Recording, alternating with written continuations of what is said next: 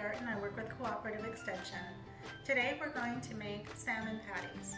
This is something that you can make if you've got salmon in the can, or if you also have tuna or canned chicken, can also work well. You want to use it with the large can of salmon. This is 14.75 ounces, something like that. If you don't have salmon but you have a lot of tuna, you can use 3 cans of tuna. Or if you've got chicken, canned chicken, you can use about 2 of the bigger cans of chicken.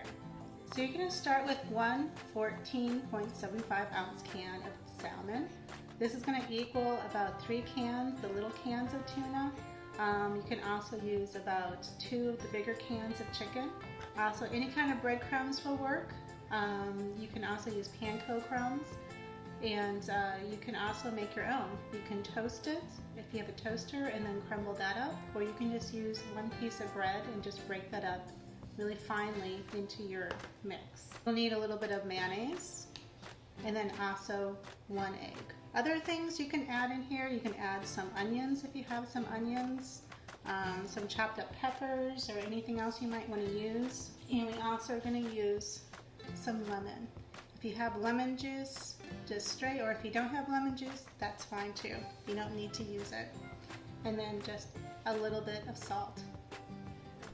First, you're going to want to strain your salmon. So there's a lot of waters and oils in here. If you have some pets, this is a good thing to kind of add to their dry food if you like to do that. Take your salmon and you're going to dump it out into your bowl. Now the salmon does come with a little bit of skin in there still and a little bit of bones. You don't need to worry about this. You're just going to kind of take that out a little bit. You can see that I'm just kind of pulling that out. Some cans have more bones than others. You're going to kind of find one section of it that will have it. The salmon tastes really good, so don't let the bones deter you. The first time I made this, I was really kind of put off by the bones, and I think the first time I opened up a can of salmon years ago, I didn't even want to eat it, but I have learned that it doesn't, so you can kind of see that I took out that bone. And there's really just going to be about 1 big section of bone per can, as far as I've been able to see it.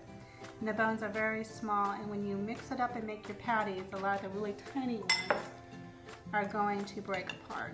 So here's our salmon, all kind of broken up, and as you can see, I kind of took out that big backbone that was in there and some of the skin. There really isn't much, it kind of just looks like tuna. To this, we're going to add 1/2 cup of breadcrumbs. And again, you don't have to buy the store-bought if you've got some stale bread. Whoops! If you have some stale bread, or you can even, some recipes have you just using 1 piece of regular bread, just broken up really small and thrown in there. 1/4 cup of mayonnaise, and this kind of helps to hold it together. If you don't have mayonnaise, that's fine. You'll kind of add 1 more egg to it, and we're just going to kind of add that in. And then we're going to use 1 egg.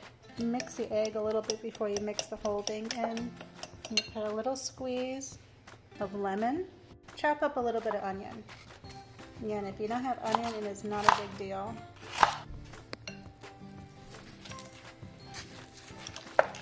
And then I'm just going to use a couple teaspoons of salt. Now the salmon already has salt in it, so you probably don't need a whole lot. And the mayonnaise has salt. And what you do is you maybe make 1 little patty, and cook that up, and then taste it and see if it has enough salt for you. Now some other things you can add if you've got dill. Dill goes really well in this. If you have like a spice blend that you really like to eat, you can put that in there. So now you're going to form your patties, and I like to make little ones just so we can kind of have on the side with dinner. You can make bigger ones if you want to make burgers with them, that's fine. And you can see I put a little bit of pickles in there because I like pickles in my salmon patty. Again, you don't have to do that. We're going to add it into our pan that has some heated oil in it. And again, the oil does not matter. Just putting them in there.